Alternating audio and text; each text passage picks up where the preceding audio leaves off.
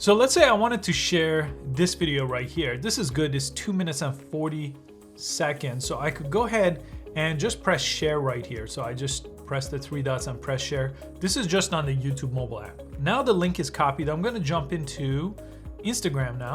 And here, I'm gonna post the thumbnail. So I'm not gonna take a picture. I'm gonna use my upload option and post the thumbnail. I already sent this to my phone so I could post it this way.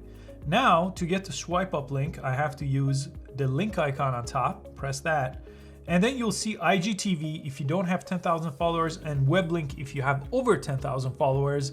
So the hack that I usually use with people for under 10,000 followers is a way to use IGTV link to get this to work.